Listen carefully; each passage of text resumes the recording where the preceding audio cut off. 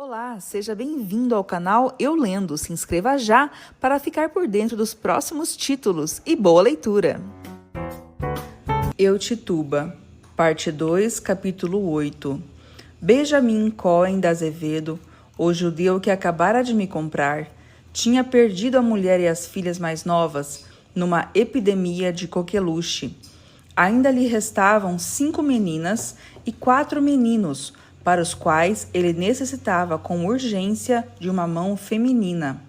Como ele não pretendia se casar novamente, como todos os homens da colônia, preferiu procurar os cuidados de uma pessoa escravizada. Eu me vi então diante de quase uma dezena de crianças de todos os tamanhos, cabelos pretos como o pega rabuda, cabelos ruivos como os do pai, e todos tinham essa particularidade de não saber sequer uma palavra em inglês. Na verdade, a família de Benjamin era de Portugal, mas por conta das perseguições religiosas, foram se refugiar na Holanda. De lá, uma parte foi para o Brasil, para Recife, para ser mais exata, e novamente tiveram que fugir quando a cidade foi retomada pelos portugueses. Em seguida, a família se dividiu em 2 partes. Um clã se estabeleceu em Curaçao, enquanto o outro tentava sorte nas colônias da América. E essa ignorância do inglês, essa tagarelice incessante em hebraico ou em português, mostrava até que ponto essa família era indiferente a tudo o que não era a sua própria desgraça, a tudo o que não eram as atribulações dos judeus pela terra. Eu me pergunto se Benjamin Cohen da Azevedo estava ciente dos julgamentos das bruxas de Salem, e se não era, com coincidência, que ele havia entrado na prisão. Em todo caso, se ele estava ciente do assunto, atribuiu essa terrível crueldade, que lhe pareceu caracterizar aqueles a quem chama de gentios, e me absolveu completamente. Então, não poderia ter sido melhor para mim. Em certo sentido, os únicos visitantes que se infiltravam furtivamente na casa de Benjamin Cohen da Azevedo eram uma meia dúzia de outros judeus que vinham celebrar com ele os rituais de sábado. Soube que ele pediu permissão para ter uma sinagoga, mas foi negada. Então, eles se amontoavam num cômodo da vasta casa, em frente a candelabros, com 7 bocais, e neles 7 velas, e pronunciavam numa voz monocórdia palavras misteriosas. Na véspera daqueles dias, não acendiam as luzes, e a tropa de crianças comia, tomava banho e ia para a cama na mais profunda escuridão. Benjamin Cohen da Azevedo estava em constante correspondência e relações comerciais com outros Cohen, Levi ou Frazier, que viviam em Nova York, que ele insistia de chamar Nova Amsterdã, ou em Rhode Island. Ele ganhava vida com o comércio de tabaco e tinha 2 barcos que navegavam em associação com o seu correligionário, o amigo Judá Moni. Esse homem, cuja fortuna era considerável, não tinha vaidade alguma. Fazia suas próprias roupas com pedaços de tecido de Nova York, se alimentava de pão sem sal e de mingau. Um dia, depois de eu ingressar no serviço, ele me entregou um frasco e disse com sua voz rouca: "Foi a minha falecida Abigail que preparou isso. Esse remédio poderoso vai deixar você novamente em pé." Depois, ele se afastou com os olhos baixos, como se tivesse vergonha da bondade em seu coração. Nesse mesmo dia, ele me trouxe roupas cortadas em um pano escuro e de uma forma pouco usual. "Tome, pertencia à minha falecida Abigail, e onde quer que ela esteja, se alegraria se você as vestisse." Foi a falecida que nos aproximou. Ela começou a tecer entre nós uma rede de pequenas bondades, pequenos serviços, pequenos reconhecimentos. Benjamin cortou entre Metarebel, sua filha mais velha, e eu, uma laranja que veio das ilhas. Me convidou para beber um copo de vinho do Porto quente com seus amigos e jogou no meu ombro mais um cobertor, quando a noite estava muito fria. Eu passei as camisas dele com muito cuidado, escovei e tingi sua capa esverdeada pelo desgaste e coloquei mel em seu leite. No dia do primeiro aniversário de morte de sua companheira, eu ouvi tão desesperado que não pude aguentar e me aproximei lentamente. Você sabe que a morte é só uma passagem na qual a porta fica sempre entreaberta? Ele me olhou incrédulo. Eu tomei coragem e perguntei: quer se comunicar com ela? Seus olhos se encheram de lágrimas. Eu dei instruções. Esta noite, quando as crianças estiverem dormindo, me encontre no pomar. Traga um cordeiro ou, na falta de uma galinha, do seu amigo Chorré.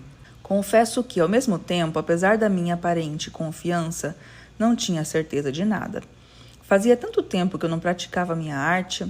Na promiscuidade da prisão, entre meus companheiros de infortúnio, privada de qualquer elemento da natureza para me ajudar, nunca consegui me comunicar com meus invisíveis, a não ser em sonhos. Esther me visitava regularmente. Mãe Ayá, Abena, minha mãe, e Ial mais raramente. Mas aqui, Abigail não tinha que atravessar a água. Ela não estava longe, eu tinha certeza. Não podia se afastar do marido e muito menos dos seus filhos e filhas amadas. Algumas orações e um sacrifício ritualístico a fariam aparecer, e o pobre coração de Benjamim floresceria. Por volta das 10 horas, Benjamim me encontrou sob uma árvore em flor. Ele arrastava uma velha de lã imaculada, com belos olhos, cheios de resignação. Eu já havia começado as minhas recitações e esperava que a lua, ainda sonolenta, viesse fazer a sua parte na cerimônia. No momento decisivo tive medo, mas lábios se descansaram sobre o meu pescoço e soube que era Esther, vindo reanimar a minha coragem. O sangue inundou a terra e seu cheiro forte desceu pela garganta. Depois de um tempo, que me pareceu interminável, uma forma se descolou e uma pequena mulher de tez branca e cabelos muito pretos veio até nós. Benjamim caiu de joelhos. Por discrição, eu me afastei. O diálogo entre marido e mulher durou muito tempo. Dali em diante, toda semana eu permitia que Benjamim Cohen de Azevedo revisse aquela que ele tinha perdido e de quem sentia tanta falta.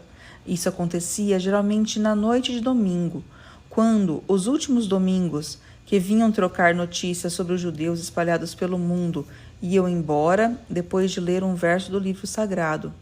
Benjamim e Abigail falavam, creio eu, do progresso de seus negócios, da educação dos filhos, das preocupações que eles lhes causavam, em especial o último, Moisés, que se misturava com frequência aos gentios, querendo falar a língua deles. Acho que era sobre isso que falavam, porque essa conversa acontecia em hebraico, e eu escutava com uma espécie de angústia os sons obscuros daquele idioma. Ao cabo de um mês, Benjamim me pediu autorização para trazer sua filha Metarrabel ao encontro. Você não pode imaginar o que a morte da mãe significou para ela. Ela só tinha 17 anos de diferença, e Metarrabel era muito ligada a Abigail, como uma irmã. Nos últimos tempos, eu até as confundia. Elas tinham o mesmo riso, as mesmas tranças castanhas enroladas na cabeça e as peles muito pálidas, que exalavam o mesmo perfume. Tituba, às vezes, eu me pego duvidando de Deus, quando ele separa mãe e filha desse jeito. Duvidar de Deus. Pode ver que eu não sou um bom judeu. Como eu poderia negar? Metarrabel era a minha favorita da trupe, tão doce que tremíamos ao pensar no que a vida, megera caprichosa, pudesse fazer dela. Tão preocupada com os outros, ela falava um pouco de inglês e me dizia: por que todas essas nuvens no fundo dos seus olhos, Tituba? No que está pensando? Nos seus que estão em escravidão? Você não sabe que Deus abençoa o sofrimento e que é assim que ele reconhece os seus? Mas essa profissão de fé não me satisfazia e eu sacudia a cabeça. Metarrabel, não chegou o tempo em que as vítimas deveriam trocar de lado? De agora em diante ficávamos os três tremendo no jardim, esperando pelas aparições de Abigail. O casal conversava primeiro, depois a menina se aproximava da mãe. Elas ficavam sozinhas. Por que qualquer relacionamento um pouco tingido de afetividade entre um homem e uma mulher tem que acabar em uma cama? Eu não entendia. Como Benjamin Cohen de Azevedo e eu, ele bem ocupado com a lembrança de uma morte, e eu com a de um ingrato, encontramo-nos presos a um caminho de carícias, conversas e prazeres recebidos e dados. Acho que a primeira vez que isso aconteceu, ele ficou ainda mais surpreso do que eu mesma, porque ele achava que seu sexo era uma coisa sem uso. Ele ficou surpreso e muito envergonhado. Ele que ensinava a seus filhos o horror do pecado da fornicação. Deu um passo para o lado, gaguejando desculpas que foram varridas por uma nova onda de desejo. A partir dali, eu vivia essa situação estranha de ser ao mesmo tempo amante e serva. O dia não me dava descanso. Precisava tosar a lã, fiar, acordar as crianças, ajudá-las a se lavar, a se vestir, fazer sabão, lavar roupa, passar, tingir, remendar roupas, lençóis, cobertores e até mesmo sapatos, sem falar do sebo para as velas que precisava ser recolhido, os animais que tinham que ser alimentados e a casa que precisava ser mantida. Por motivos religiosos, eu não preparava refeições. Matarribel cuidava disso e eu não gostava de que sua juventude fosse desperdiçada nesses trabalhos domésticos.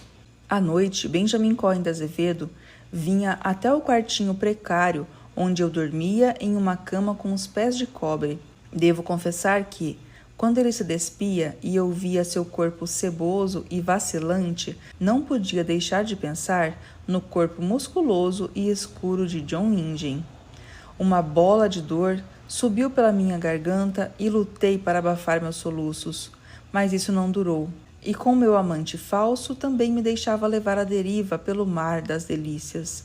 Os momentos mais doces, no entanto, eram aqueles em que conversávamos sobre nós, apenas sobre nós. Tituba, você sabe o que é ser judeu? Desde 629, os merovingios da França comandaram a nossa expulsão de seu reino. Após o concílio do Papa Inocêncio III, os judeus tiveram que usar uma marca circular em suas roupas e cobrir a cabeça. Ricardo, coração de leão, antes de partir para as cruzadas, ordenou um ataque geral contra os judeus. Sabe quantos de nós perderam a vida durante a Inquisição? Eu não fiquei quieta e interrompi. E nós? Você sabe quantos de nós sangraram desde as costas da África? Mas ele retomava. Em 1298, os judeus de Röttingen foram todos dizimados e a onda da morte se estendeu até a Baviera e a Áustria. Em 1336, foi do Reno à Boêmia e à Morávia que espalhamos nosso sangue. Ele me rebatia o tempo todo. Numa noite em que nossa deriva foi mais violenta do que a de costume, Benjamin murmurou apaixonadamente. Tem sempre uma sombra no fundo dos seus olhos, Tituba. O que eu posso lhe dar para que você seja feliz ou quase? A liberdade. As palavras saíram sem que eu as pudesse prender. Ele me olhou com seus olhos movediços. A liberdade? Mas o que vai fazer com ela? Vou me sentar em um dos seus navios e partir o quanto antes para o meu Barbados. Seu rosto endureceu e eu reconheci o pesar. Nunca, nunca, está me ouvindo? Pois se você partir, eu vou perdê-la pela segunda vez. Nunca mais me diga isso. Nós nunca mais falamos sobre isso. As palavras ouvidas têm a mesma consistência dos sonhos e apresentam essa particularidade de poderem ser facilmente esquecidas. Retomamos nossos hábitos de onde havíamos deixado. Pouco a pouco, eu me fundia a essa família judaica. Aprendi a me virar no português. Me apaixonei pelas histórias da naturalização e me irritava quando a mesquinhez de um governador a tornava difícil, se não impossível. Me apaixonei pelas histórias da construção das sinagogas e aprendi a considerar Roger Williams um espírito liberal e avançado, um verdadeiro amigo dos judeus. Sim, cheguei a, como os Cohen de Azevedo, dividir o mundo em dois campos, os amigos dos judeus e os outros, e calcular as chances de os judeus encontrarem um lugar para fazer a sua vida no novo mundo. Uma tarde, no entanto, caí em mim, e eu acabara de levar uma cesta de maçãs secas a mulher de Jacob Marcos, que tinha parido sua quarta filha, e atravessava, não muito alegre e com dificuldades, a ventosa e fria rua Front, quando ouvi chamarem meu nome, Tituba. Estava diante de uma jovem negra, cujo rosto a princípio não significou nada para mim. Já naquela época, havia tanto na cidade de Salem, como na de Boston, e em toda a Bay Colony, um grande número de negros ocupados com 1000 tarefas servis que não chamavam mais a atenção de ninguém. Como hesitei, ela exclamou: "Sou eu, Mary Black, esqueceu-se de mim?" A memória volta. Mary Black era uma mulher escravizada por Nathaniel Putnam, acusada como eu pelo clã das Cadelinhas de ser uma bruxa. Ela fora levada à prisão de Boston e até então eu não sabia o que tinha sido feito dela. Mary! De um só golpe o passado me esmagou com seu peso de dor e humilhação. Soluçamos por alguns instantes nos braços uma da outra. Depois ela me contou todas as novidades. Ah, sim! Toda a maquinação sinistra foi descoberta agora. As meninas foram manipuladas pelos pais. História de terra, muito dinheiro, velhas rivalidades. Agora o vento virou e querem expulsar Samuel Parris da aldeia. Mas ele está se segurando.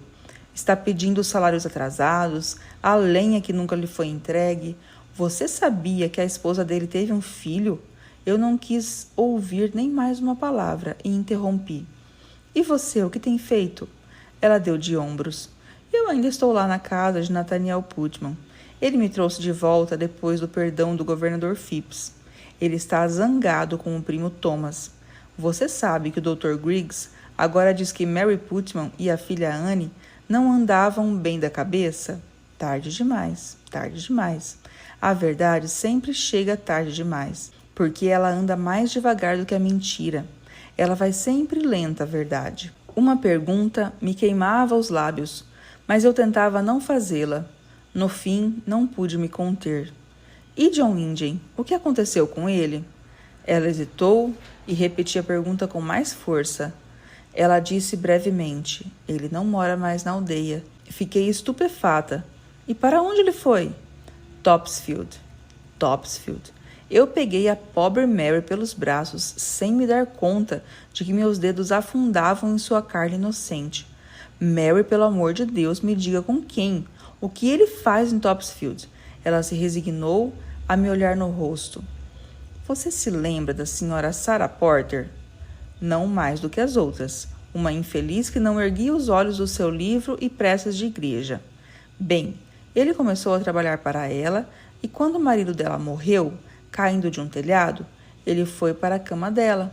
Isso causou tamanha comoção na aldeia que eles tiveram que ir embora. Eu devia ter o ar tão derrotado que ela acrescentou em tom de consolo. Parece que eles não se dão bem. Eu não ouvi o resto da conversa. Parecia que eu ia ficar louca. Foi quando as palavras de Esther voltavam à minha memória. Brancos ou negros, a vida é boa demais para os homens. Inútil. Eu usava minhas forças da escravidão, enquanto meu homem, em botas de couro, caminhava com ar de conquistador sobre seu novo terreno, fazendo mesuras. A Porter, lembrei agora. Seu nome e o do seu falecido estavam entre aqueles que pagavam os impostos mais altos. Apertei o passo, pois o vento estava mais vivo e se insinuava através das roupas que Benjamin Cohen tinha me dado e que guardavam o cheiro doce e penetrante da morte. Apertei o passo e me dei conta de que eu só tinha um refúgio, a grande casa da rua Exas. Quando cheguei, era a hora da mina. As crianças, reunidas ao redor do pai, pronunciavam as palavras que por fim me eram familiares. Eu corri para o meu quartinho e deixei a dor tomar conta de mim, por completo. Eu Tituba, Bruxa Negra de Salem, parte 2, capítulo 9. No entanto, minha dor foi embora. Como sempre, ela se apaziguou e passei 4 meses de paz. Não ouso dizer de felicidade, como Benjamin Cohen de Azevedo. À noite, ele murmurava para mim: nosso Deus não conhece raça nem cor. Você pode, se quiser, se tornar uma de nós e rezar conosco. Eu o interrompi com um riso. Seu Deus aceita até bruxas? Ele me beijava as mãos. Tituba, você é a minha bruxa amada. Por instantes, então, a angústia renascia. Eu sabia que o azar nunca me abandonaria. Sabia que ele privilegiava o meu destino e esperava. Eu esperava. Essa e outras histórias você acompanha no canal Eu Lendo. Se inscreva e ativa o sininho para acompanhar os novos capítulos. Até a próxima!